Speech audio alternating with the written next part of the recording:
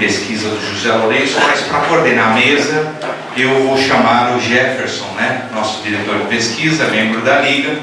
Então, faça favor, Jefferson, você apresenta o José Lourenço. Obrigado. José Lourenço, por favor. E, na sequência, o Marco.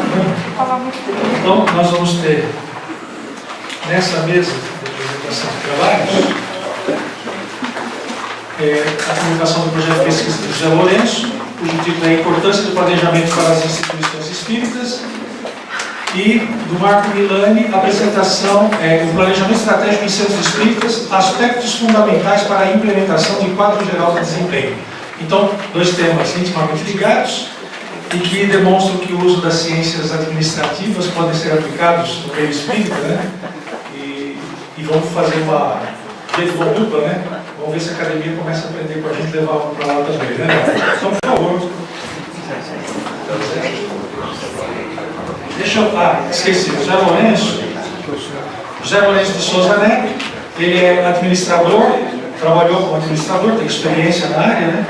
Fez mestrado em administração e especialização em gestão estratégica de negócios.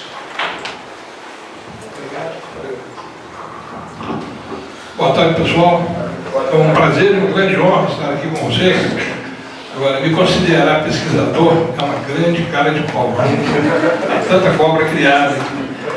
Na verdade, a ideia desse trabalho foi o grande estímulo que eu recebi o ano passado, com a lista de semana, através do JAD, depois com a força do Marcos Milani, com um trabalho que eu me propus em Belo Horizonte, a ajudar, em função da minha experiência profissional, a ajudar algumas casas a fazer trabalho com planejamento estratégico. Eu, para fazer esse trabalho, essa atividade, eu andei pesquisando, tentando achar alguma coisa na internet, contatei algumas instituições que eu imaginava que tivesse planejamento estratégico, e recebi muito pouco a resposta na internet, achei também muito pouca coisa. Até que cai no colo, quando a gente começa a ter a proposta de atividade, parece que as coisas vêm. Até que cai no colo um e-mail do Jader falando do seminário que teve aqui, parece que foi no início desse ano, com o Ivan Franzolini, sobre planejamento estratégico, que eu vim, ajuda e me recebeu muito bem, e eu tive a grata satisfação de perceber que já tinha muita gente trabalhando com isso. Parece que o que a gente não estava encontrando era realmente as divulgações das informações a respeito. Daí então veio o desafio que o Jader colocou de início, depois do Marco Pudeu, de fazer aquilo que eu tinha pensado, que era apresentar as dificuldades encontradas para elaborar o planejamento estratégico e para implementar o planejamento estratégico dentro das instituições espíritas. Então essa é a tônica da nossa proposta, do nosso trabalho, que é que nós pretendemos desenvolver. Eu vou partir de experiência pessoal, uma atividade que eu já desenvolvi antes numa instituição também em Belo Horizonte, como eu estou vivenciando agora, e ao final queremos apresentar alguma coisa que possa contribuir com aqueles companheiros que estão trabalhando nessa área. Quais são as dificuldades que eles podem esperar, que devem advir na maioria dos trabalhos, e eventualmente alguma solução que a gente tem encontrado. Então, daí a nossa proposta de trabalho. Quais são as principais dificuldades encontradas para o planejamento do Plano Estadual da Casa Espírita e a sua implementação. O nosso trabalho, ele deve, o objetivo é esse aí, levantar as principais ocorrências e dificuldades que possam impedir, possam dificultar ou mesmo impedir o processo de planejamento, e vai se basear na metodologia que nós vamos utilizar, a metodologia de pesquisação. Nós acreditamos que a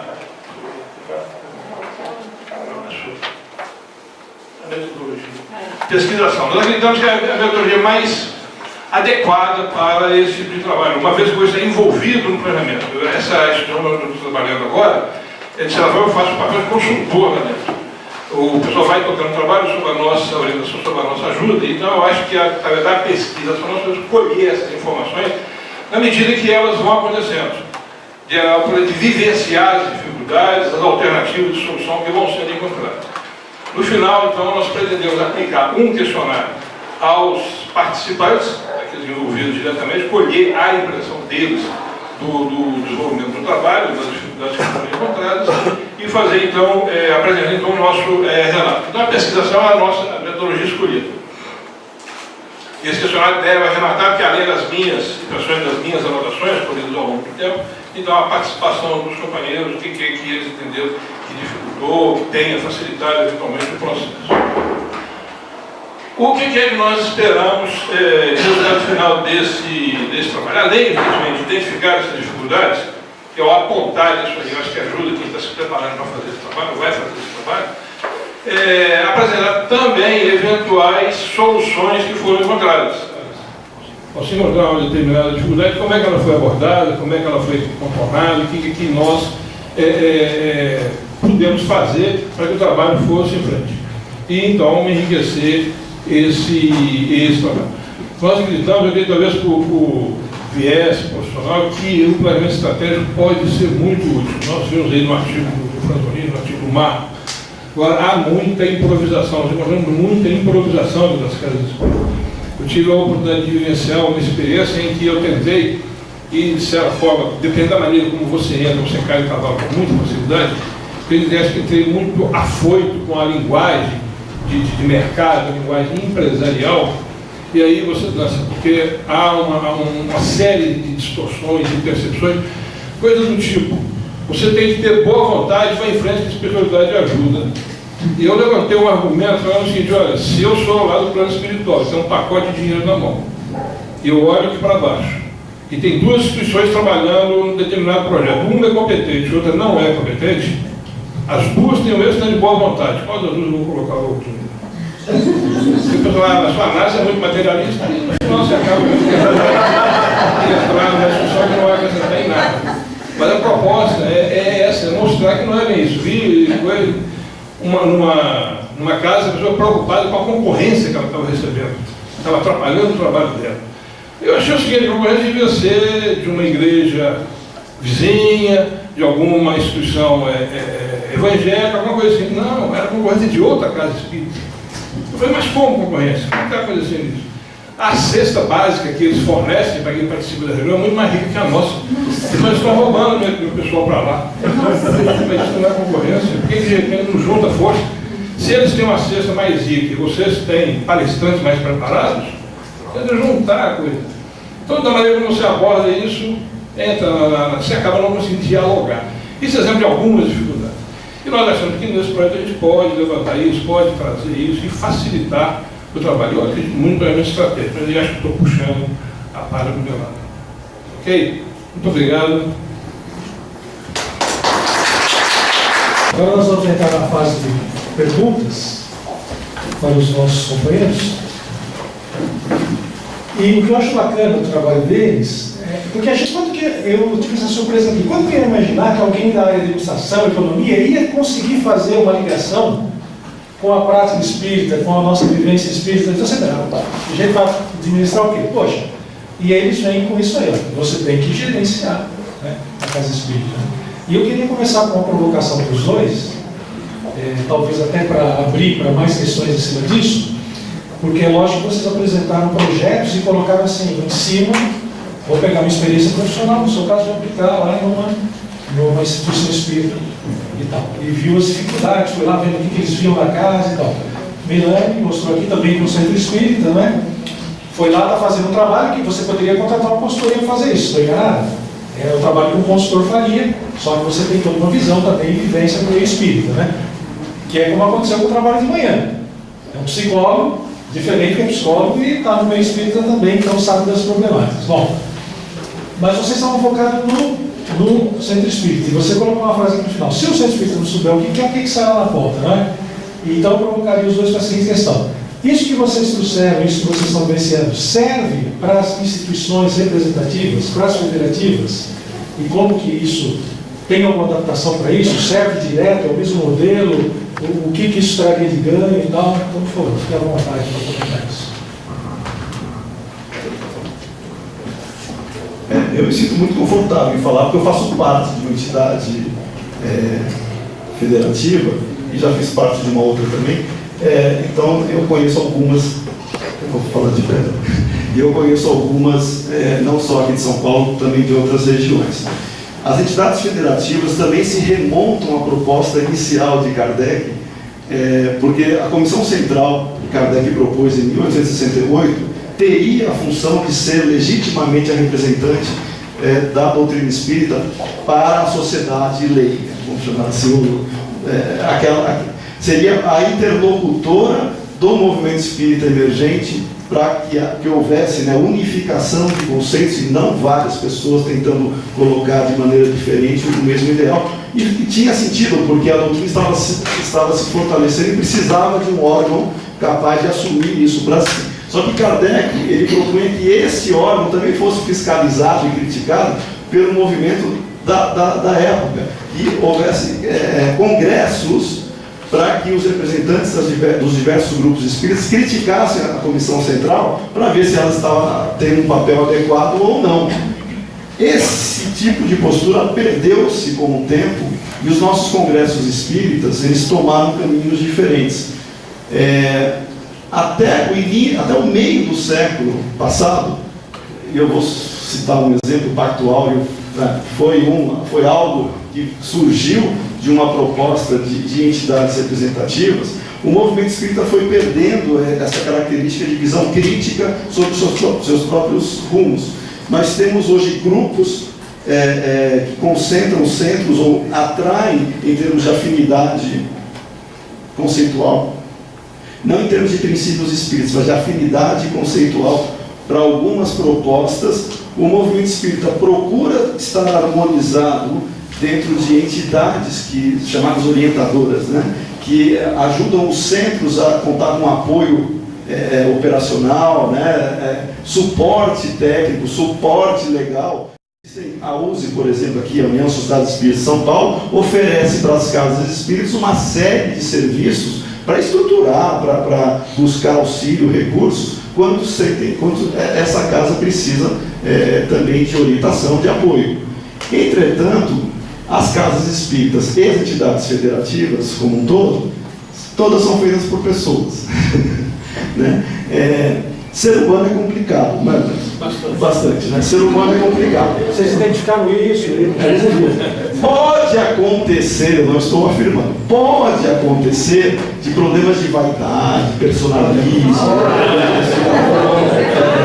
pode acontecer, né? Falar que uma pessoa deseja cargo, deseja posições políticas dentro de uma organização espírita, nossa, né? Será que isso existe? Talvez, não sei. Me parece que algumas casas são muito mais estruturadas do que outras, no sentido postura de seus dirigentes. As entidades espíritas têm sim e poderiam seguir um modelo exatamente igual a este. Só que nós esbarramos no problema harmonização e coordenação em termos de todo mundo junto para atingir um objetivo, que seria o objetivo estratégico, no seu caminho.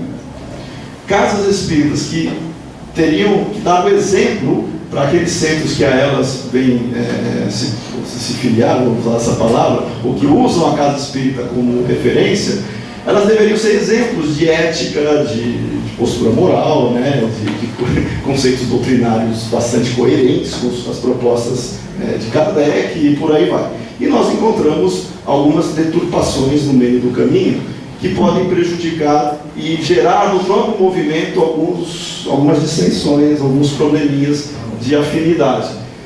Não sei até que ponto nós estamos preparados e gostaríamos de sentar todas as entidades federativas que representam o movimento espírita para que nós tivéssemos um conceito e definíssemos um objetivo estratégico de mais ação na sociedade, ação nas casas espíritas, não só para o público espírita, mas também para atingir o público não espírita. Nós hoje somos muito voltados ao público espírita. É muito bonito nós nos reunirmos entre espíritas e discutirmos para nós mesmos. Seria interessante fazer como Kardec fazia, voltar-se para o público não espírita. Como é que nós estamos atingindo o público não espírita? Pelos filmes? Isso foi planejado em termos de objetivo? Como é que nós estamos trazendo isso? Esse tipo de ação é que me parece que esse modelo poderia ajudar e muito. O que nós queremos ser? Passar de 2% da população para 5% da população? Como é que a gente vai fazer isso?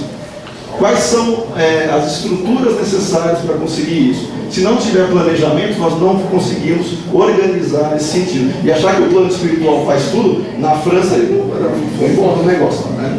É nesse sentido. Estabelecer o tático, estratégia operacional para atingir a missão pública e tal. Complementar algo? Bom, complementando o que o Guilherme falou, eu queria ler 2 trechinhos que eu coloquei aqui no meu projeto, que eu acho que clareia isso. Uma é uma passagem é uma citação de Kardec, que está na obra Orientação ao Centro Espírita da Fé, falando o seguinte, Kardec: para se fazer algo sério, é necessário submeter-se às necessidades impostas pelos costumes da época em que se vive. Essas necessidades são bem diferentes daquelas dos tempos da vida patriarcal, e o próprio interesse do Espiritismo exige que se calculem os meios de ação a fim de que o caminho não se interrompa pela metade. Façamos, portanto, os nossos cálculos, já que vivemos num século em que é necessário saber contar. Se ele não está falando de planejamento, eu não sei do que ele está falando. Mas também não é tão novo, né? No Evangelho nós encontramos Lucas 14, 28, 30, Jesus: pois qual de vós, querendo edificar uma torre, não se assenta primeiro a fazer as contas dos gastos para ver se tem com que a acabar? Para que não aconteça que, depois de haver posto os alicerces e não a podendo acabar, todos que a virem comecem a escarnecer dele, dizendo: esse homem começou a edificar e não pôde acabar. Então, acho que os dois falando de planejamento. Eu confio muito no planejamento e acho que pode ser aplicado em todas as situações. O que eu posso duvidar é da minha capacidade, de repente, para implementar, para fazer o trabalho. Mas com as adaptações devidas, que o Marcos levantou muito bem, e principalmente na questão de palavrear, eu quase apanhei quando eu falei de empresa. Isso aqui não é empresa.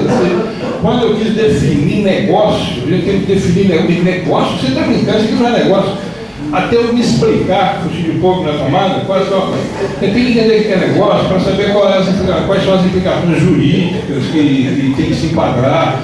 Olha que negócio de voluntário, hoje até termo de voluntário você tem que exigir que o indivíduo assine, senão não pode isso.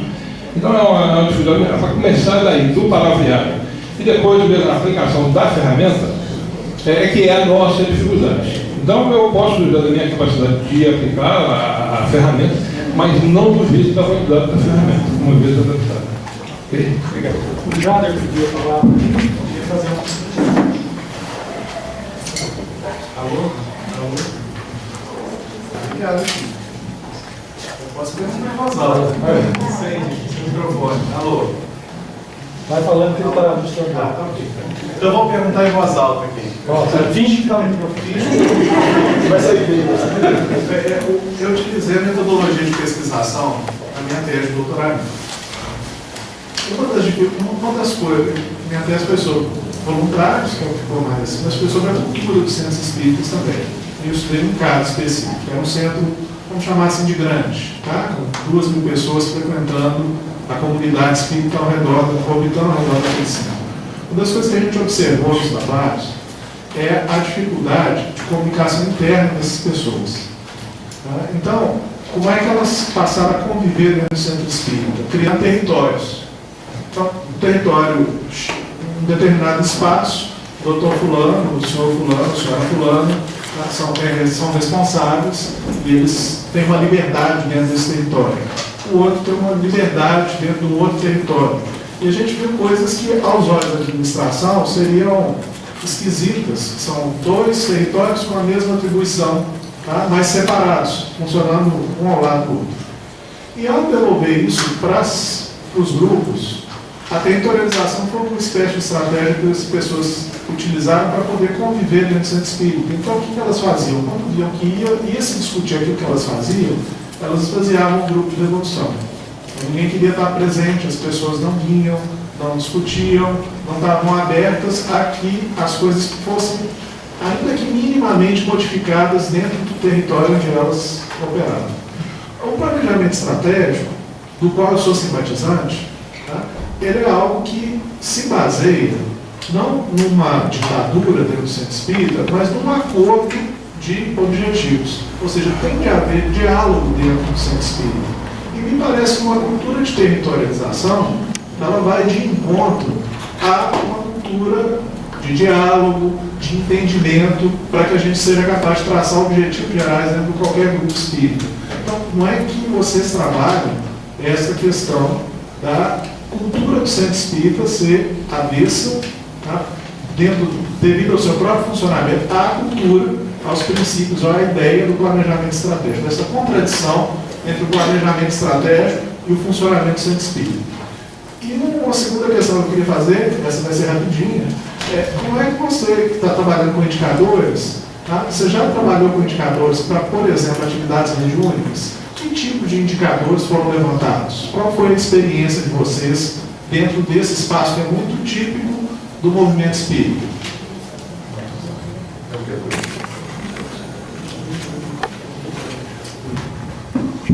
Alô?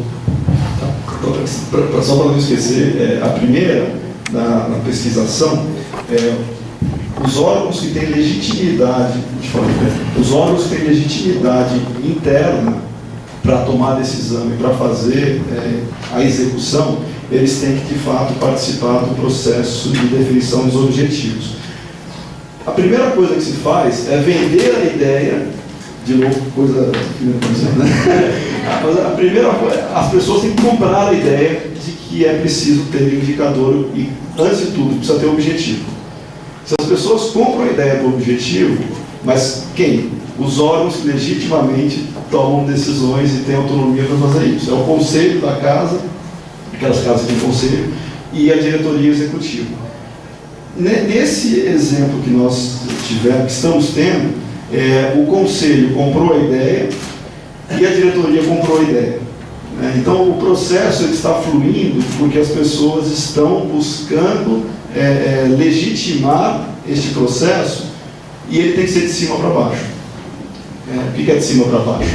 Os órgãos aqui de cima têm que definir, porque eles estão vendo a floresta.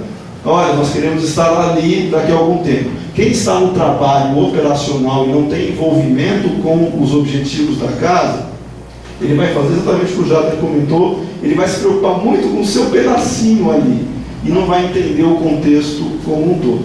Então, me parece que partindo dos órgãos que têm legitimidade para tomar decisão e implantar efetivamente o processo com as pessoas favoráveis. Quem apresentar resistência tem que ser convidado a rever os seus pontos de vista ou não participar daquele processo. A maneira bem fria é essa. Tá? E com relação à parte dos indicadores, na proposta de assistência espiritual, os indicadores que estão sendo construídos, eles não entraram na parte, no detalhe mediúnico específico.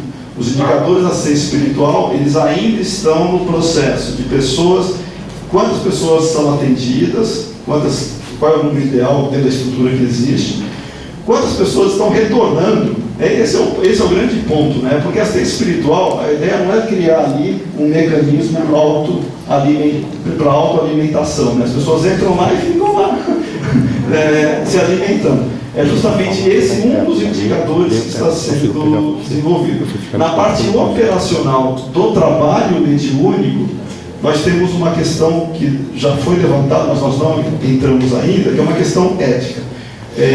Por quê?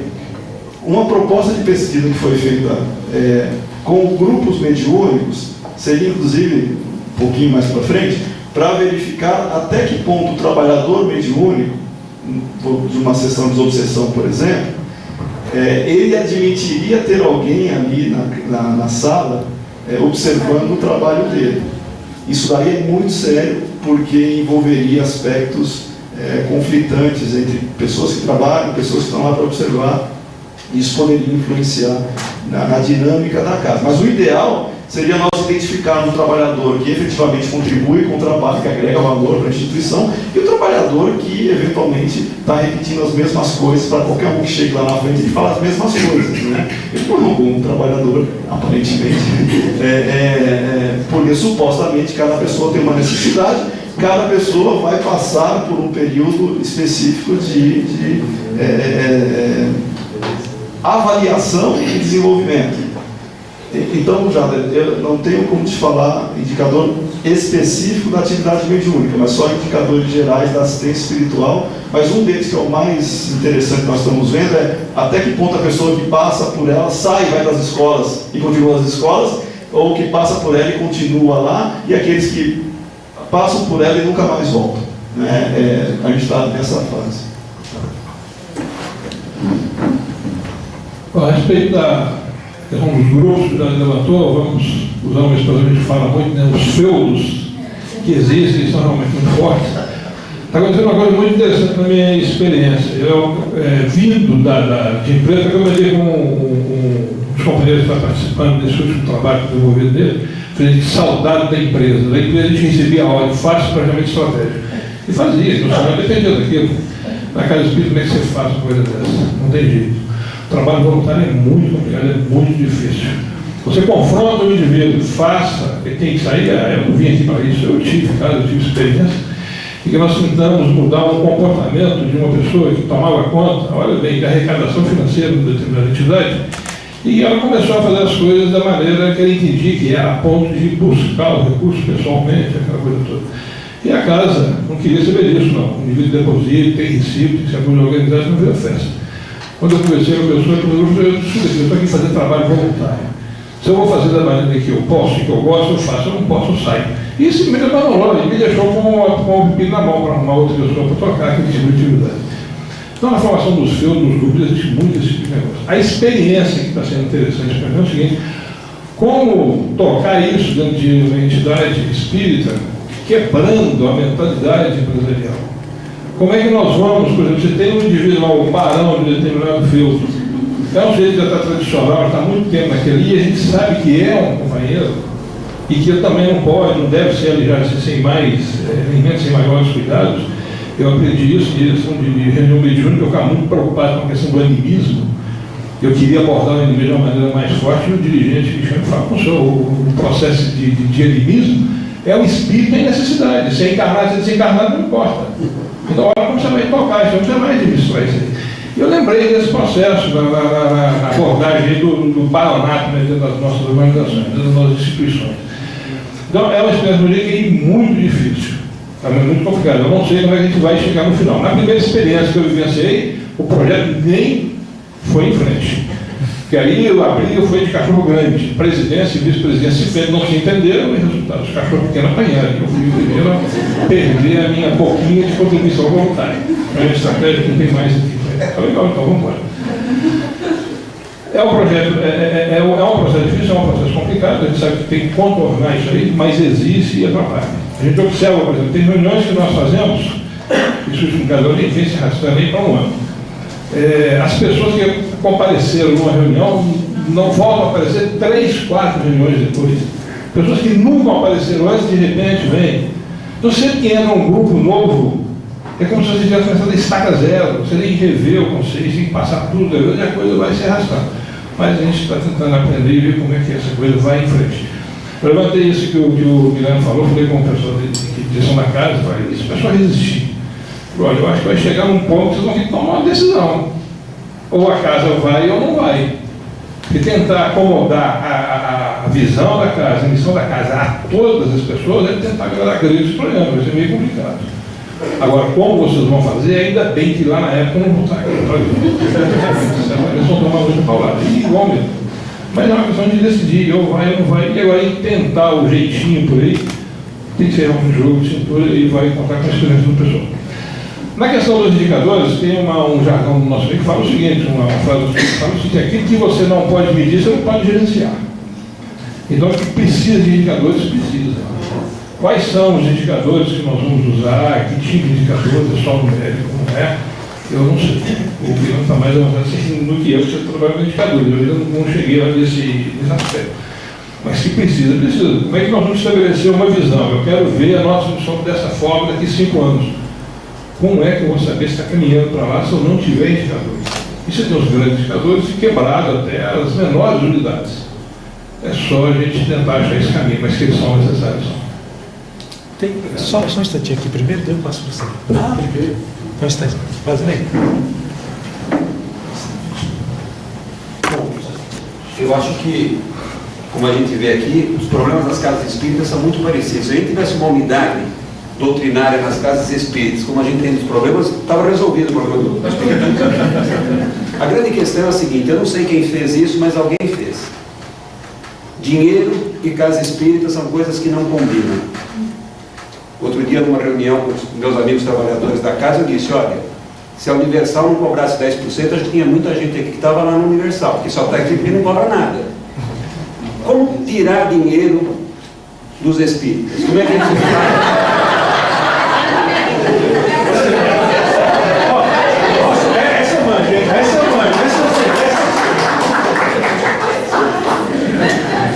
Vira de ponta cabeça, né? Mata o escorpião no bolo. O escorpião. Vamos colocar de outra maneira. Como captar recursos, né? Agora sim.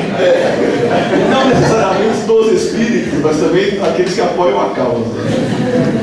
A gente tem um problema muito interessante, porque um dos modelos que nós temos, oriundo da metade do século passado, a casa se mantinha basicamente por doações e colaborações voluntárias dos próprios participantes. Esse modelo não funciona mais. Primeiro, porque o número de associados vem caindo, o número de voluntários, contribuintes vem caindo, e o valor médio da contribuição é variável.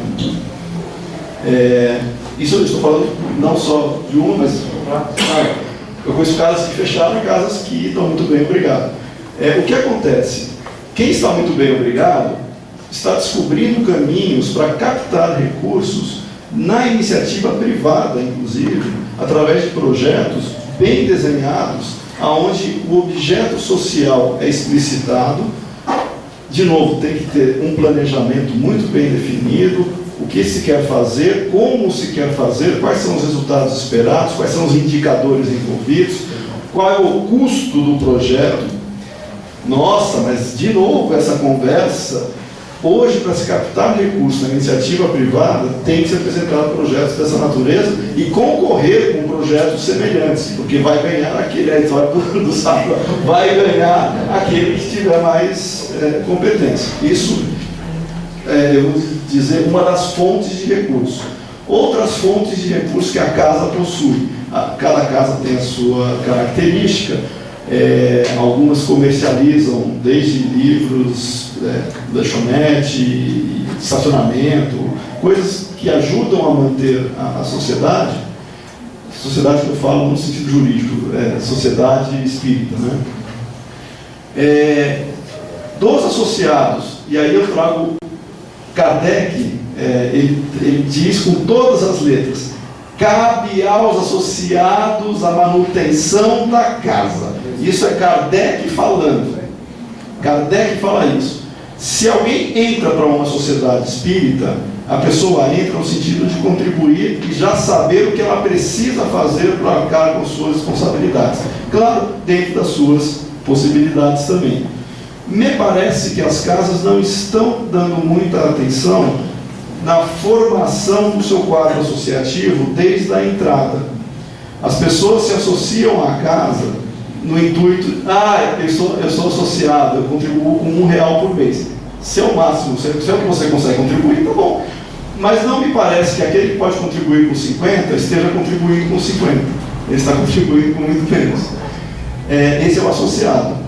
Porque nós espíritas, com uma ideia romântica oriunda do século passado, que os espíritos provêm, não é assim que funciona. Essas histórias românticas de que Bezerra de Menezes fez isso, estava na pobreza, as pessoas começam a idolatrar a pobreza como se fosse algo a ser buscado e aí sim revelar o mérito da missão da pessoa.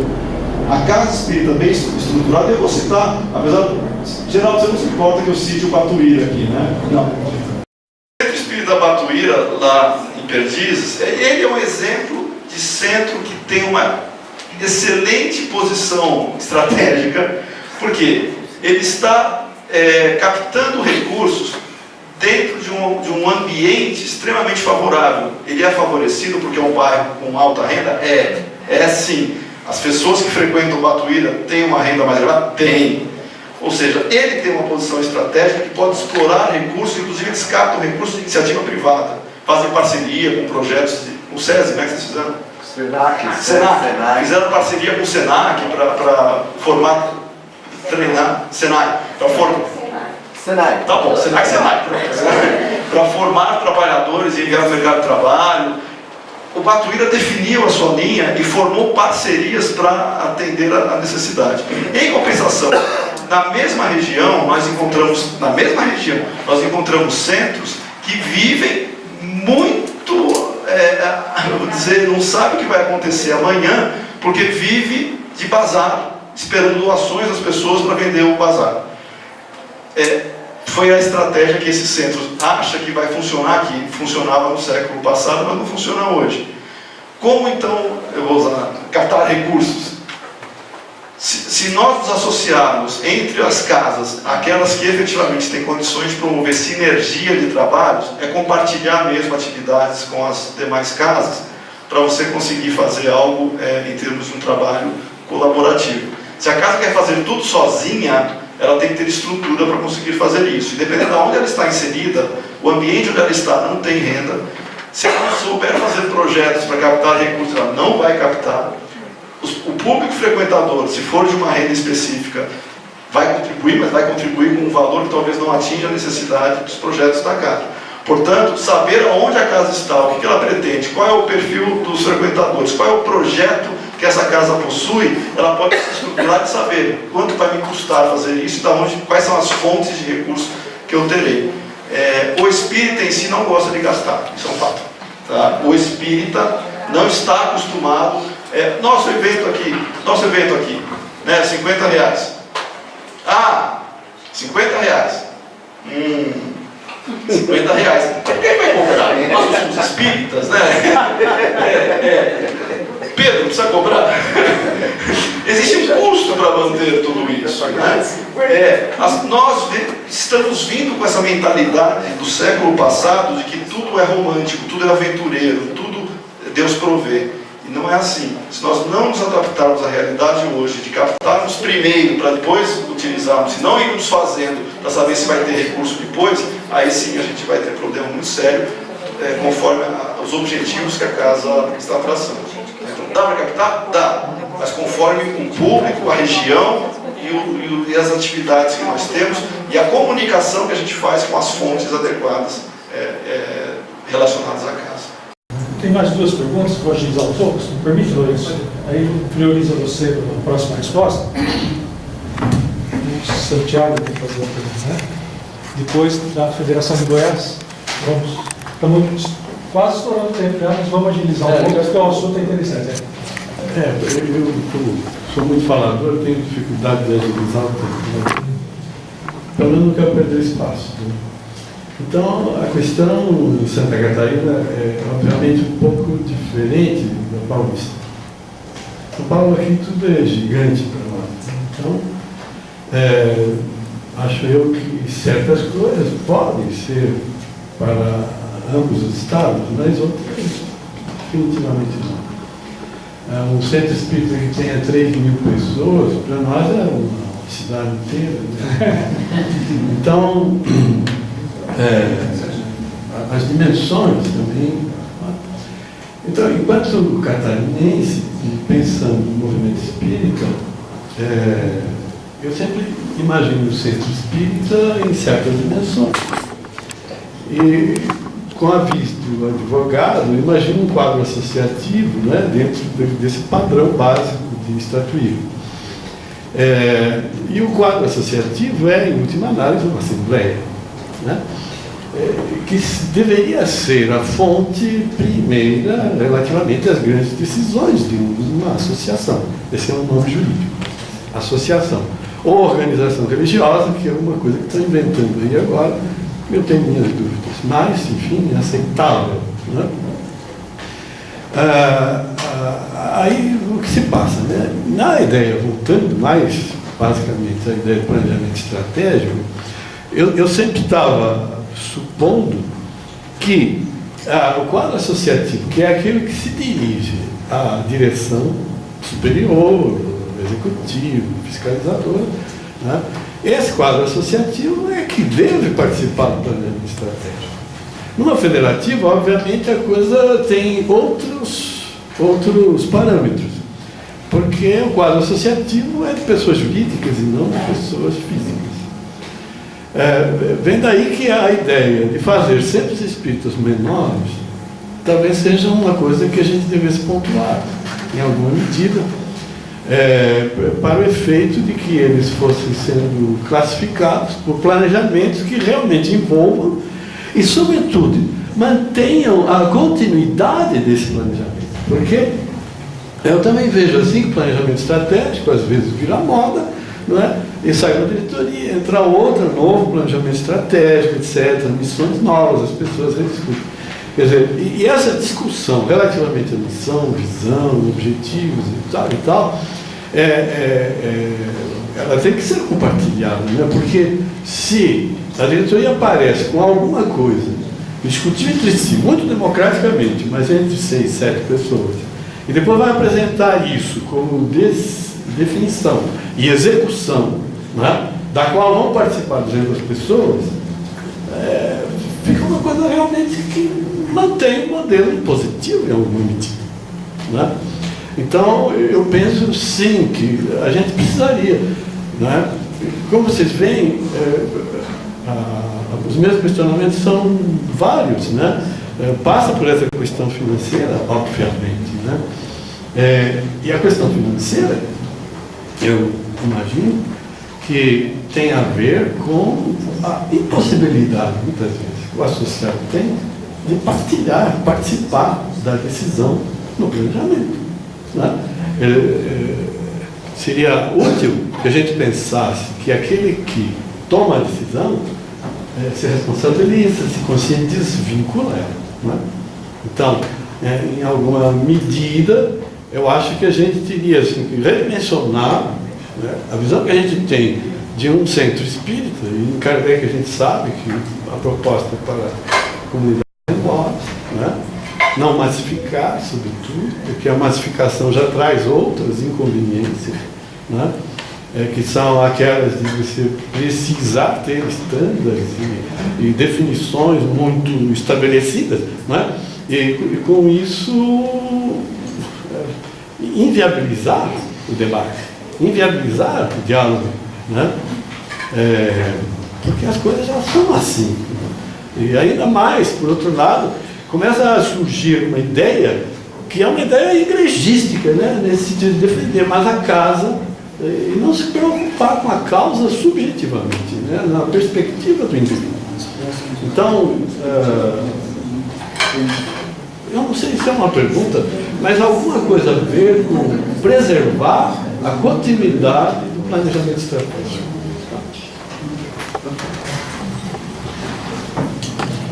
Amplo demais a colocação do nosso companheiro, né? Eu tentei pegar pelo menos umas 2 ou 3 questões que eu achei mais relevantes, né, que ele falou, para tentar dar alguma resposta. Isso que ele está falando do planejamento estratégico, usou uma expressão, foi muito feliz, que me fez recordar lá atrás, na época de faculdade, de virar moda. O planejamento estratégico foi moda mesmo.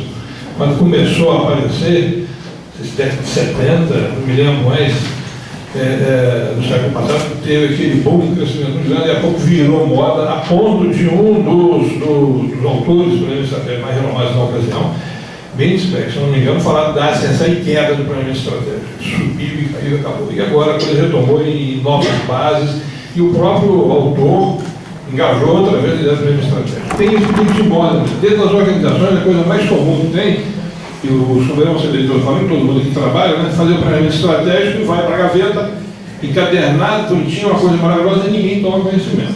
E aí a moda mesinha entra em outra direção e outro planejamento estratégico, a coisa não vai em frente. Isso aconteceu nas empresas, eu acho que no nosso meio também tem a possibilidade muito grande de acontecer. É um risco. Mas nem por isso inviabiliza a ferramenta. Com relação à questão de tamanho, de volume, acho que o planejamento ele aplica a todos os portes de instituição. As revistas de hoje a gente fala até de planejamento estratégico para a gestão de carreira. Você viu, eu trabalhei muito isso com alunos da faculdade, Se o indivíduo tinha um problema de estratégia para a carreira dele, o que ele pretendia, o que ele queria ou se ele ia fazer da carreira dele a vida dele. Não é, você tem a carreira para auxiliar na sua vida. Então, você pode aplicar os problemas em qualquer organização, independente do porte, a questão é de adaptação. Até em termos de departamento. Você pode, simplifica iguais, simplifica as coisas e você pode fazer o problema estratégico naquela situação. Pegando também uma coisa que ele falou, e respondendo a pergunta do nosso companheiro lá, da questão financeira, como tirar dinheiro de espírito, eu não tenho nem ideia. Mas uma coisa que nós aprendemos, eu não tenho nem ideia que também se eu soubesse, não contaria.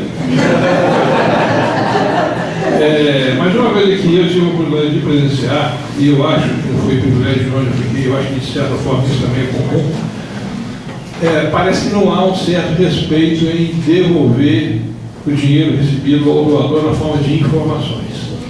Eu tinha um caso muito específico que numa instituição que eu procurei, havia um doador que doava, era um volume bastante significativo. E de repente ele fechou a torneira.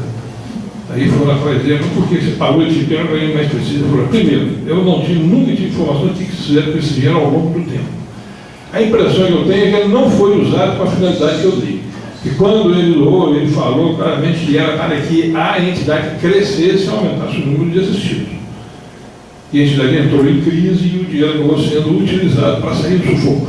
Foi utilizado, não foi mal utilizado, não vou colocar isso, mas não foi colocado para ele claramente a situação. Olha, nós estamos vendo uma situação de crise, uma problemática, expandir e aumentar, nós não temos condição. Se você nos doar, nós vamos usar para sair da crise. Eu acho que era um mínimo de respeito e consideração que fosse dado para o jeito. Estou contando nesse caso, que evidentemente não está sendo identificado por discussão de ninguém, é para mostrar essa importância da devolução, de informar. Eu acho que isso contribui com o fluxo normal de doações. Se o indivíduo que você faz uma prestação de conta, no mínimo, eu quero acreditar, vai contribuir para que aquilo continue, que se mantenha. Ele vai se sentir respeitado e onde o dinheiro dele está sendo aplicado. É uma forma. Agora, como entrar, como arrancar mais, vai muito da criatividade, eu acho que tem muito a ver com a seriedade do que está sendo feito. Eu estava olhando há pouco tempo atrás agora, não sei qual revista, existe um indivíduo que está fazendo um trabalho voluntário exatamente para assessorar grandes investidores em causas sociais. O grande investidor já não está mais querendo saber, eu não estou falando de arraio, estou falando de gente com um grande cacife. Ele não está mais querendo saber de doar por doar, ele está querendo saber onde o dinheiro dele está chegando, o que está sendo feito. Então a gente vê casas aí que resolve colocar, nós vamos montar uma casa em tal lugar assim para fazer uma escolinha profissionalizante. Nem pergunta se aquilo que é o local demanda. E chega lá, abre o local, abre espaço, constrói, compra equipamento e não tem demanda. Não tem clientes, né? Me perdoe a expressão. Não tem cliente, não tem gente para ser formado. A necessidade do local de repente não é aquilo. Um ambulatório médico seria muito mais razoável, muito mais adequado, ou uma realização de cesta básica. O plano estratégico contempla esse tipo de coisa. E quando você faz o planejamento, mostra como vai ser aplicado, convence o indivíduo realmente do uso do adequado do dinheiro que ele vai doar, eu acho que você vai contribuir para que esse dinheiro apareça. Que ele existe. Eu acho que as pessoas hoje estão mais seletivas nessa forma. Eu recebo, eu acho que com vocês, porque não é diferente, eu recebo muitas ligações de entidades pedindo ajuda. Hoje o telemarketing está terrível isso aí. E a minha resposta, normalmente, se eu não conhecer a casa, eu não vou doar. Eu vou lá, vou ver o que é, vou ver se justifica. Se eu tiver o dinheiro para doar, onde é que vai ser colocado esse dinheiro? E eu acho que isso está acontecendo com todo mundo. Porque parece também que as demandas estão muito grandes, as necessidades estão muito grandes. E as pessoas estão cada vez mais conscientes de o que eu estou fazendo com o meu dinheiro, na mão de quem eu estou colocando. Vamos para a última pergunta do nosso companheiro de Goiás. Nós temos ainda um minutinho, né? Já estouramos o tempo. Eu vou ficar esperto porque você está dando um filho. Bom, agora te viram. Daqui a pouco, lá embaixo hoje, a gente estava conversando justamente sobre a realidade do espiritismo, que sempre foi a mesma, desde a época de Kardec. E os problemas sempre foram os mesmos, né? Embora aqui a gente funilou mais para falar de dinheiro, né? Esse grande problema. Mas analisemos uma coisa, os problemas são os mesmos desde aquela época, né? Nos impressiona muito, vivenciando outras regiões, né, e vendo que são realmente os mesmos problemas. A Federação Espírita Brasileira usa de um sistema muito interessante para fazer o seu planejamento plurianual. No ano que vem, por exemplo, estará encerrando mais um desses planejamentos, mais um desses planos, que vai de 2007, naturalmente, até 2012. O processo é o mesmo, né? Natural dentro das técnicas de planejamento, e o diagnóstico, talvez, de todas as peças, seja o mais importante, não é? Então, ocorre o seguinte, no processo da federação, ou seja, buscando de baixo para cima, né, as informações dos centros espíritas, nas diversas zonais ou regionais, mudando de denominação em cada federativo, esse plano anual é feito com base nas experiências do cotidiano de cada centro espírita. Mas ainda assim há sempre esse vazio, essa incompletude, né? Essa falta de eficiência, vamos dizer assim, dentro do nosso movimento. Parece-nos, né, e me permita aventar isso aqui, que muito antes de nós nos preocuparmos com determinadas situações, hoje não tem como mais esquecermos da capacitação dos recursos, que também é empresarial, né? Dentro dessa visão mesmo, né? Então parece-nos muito importante, porque nós estaríamos aprimorando essa parte que é fomentadora, né? Que emerge para que a cúpula faça o seu planejamento. É o que nós temos observado, é algo subjetivo, não é de nenhuma fonte, mas nós estamos trazendo, nem que seja para complicar um pouco mais. Né? Então, que seja esse sentimento de que nós, dentro de casa espírita, temos muitos problemas, porque falta muita capacitação. É só isso. Comentário? Dá um comentário curto, por favor.